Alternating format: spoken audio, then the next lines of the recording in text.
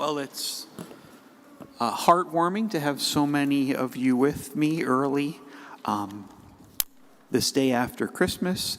I hope that yesterday was a wonderful Christmas day for you and that you will continue to enjoy our annual celebration of God's birth with family members and friends and with prayer, right? These are really significant days of prayer and contemplation of God's great love for us as manifest in Jesus. One of the reasons we take several days to celebrate God's birth is that Christmas is like a beautiful cut diamond. There are many sparkling facets to consider, and this consideration takes some time. Yesterday, I considered the incarnation of the second divine person of the Holy Trinity and how the birth of Jesus allows us to truly become members of God's family by adoption and fully participate in our weekly family reunion, which of course is this, the Mass, by worshiping and receiving the body of Christ in Holy Communion. Today on this Feast of the Holy Family, the facet I would like to spend some time considering is St. Joseph's adoption of Jesus as his son and some of the implications for us. In our campaign prayer before Mass, we've been calling St. Joseph the foster father of the Christ child.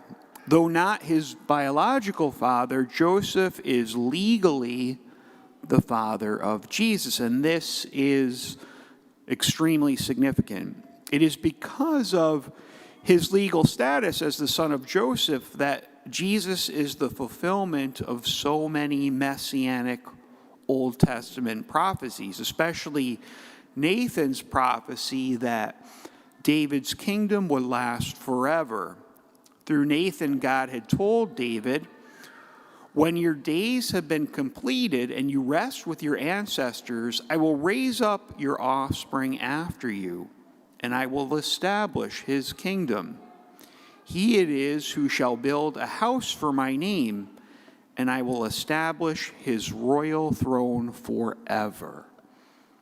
So, of course, Solomon, the immediate biological son of King David, is a partial fulfillment. He does build the temple, but clearly Solomon dies, and the lineage, by all sort of worldly standards, ceases to die out in 587 when Jerusalem is destroyed.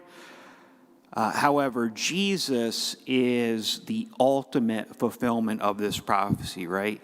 I will establish his royal throne forever. And then the Gospel of Matthew, and especially in the genealogy, takes great effort to demonstrate that Jesus is the successor of King David, the rightful successor of King David by royal lineage. And so it is by St. Joseph's adoption of Jesus that Jesus is provided with the very paternal royal lineage he needs to fulfill essential Old Testament prophecies. So adoption is a significant concept and practice for us Christians, much more so than it would be for, I presume, any other religion. This consideration of adoption gives me an excuse to tell a humorous story.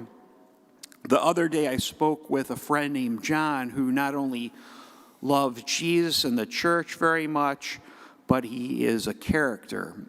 When I met him about 7 years ago, he introduced himself to me by saying something like this: "Nice to meet you, Father. My name is John Walsh.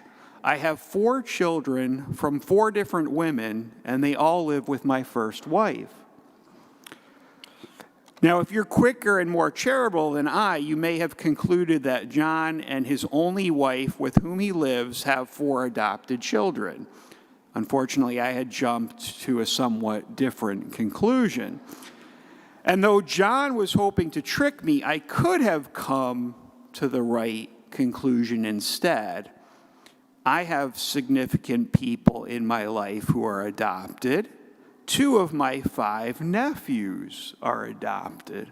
Adoption as the solution to John's riddle ought to have been more obvious to me, because in our time and culture, adoption is beautifully, lovingly, and truly countercultural, as opposed to some of the nonsense that goes parades around as being countercultural, which is really just selfishness and all kinds of other psychoses. And the godly, loving option of adoption must be promoted by us who profess to be Christians.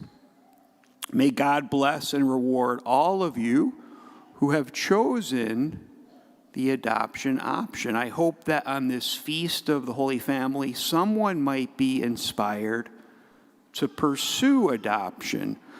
On Christmas Eve day, I visited the MNADOPT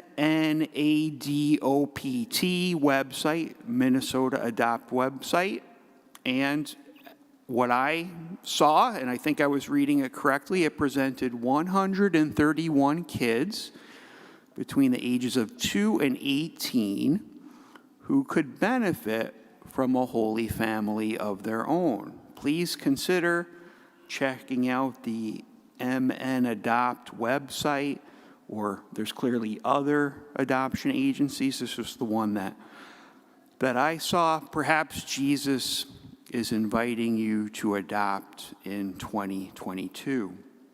As the Christmas story demonstrates, adoption has been part and parcel of Christianity from its very beginning. When pagan Gentiles of the Roman Empire in the 1st and 2nd centuries abandoned their unwanted infants in desolate places, the early Christians would sneak up, rescue these exposed children by bringing them into their homes, having them baptized, and raising them as their very own sons and daughters. These early Christians really understood and embraced the true meaning of Christmas, not, again, some of the nonsense that parades around as Christmas. They truly understood and embraced the true meaning of Christmas and its implications. May the gift of Jesus and Holy Communion help us to understand the great blessing of belonging to God's family and desire to share that same blessing with others, especially those who at this moment have no family to call their own.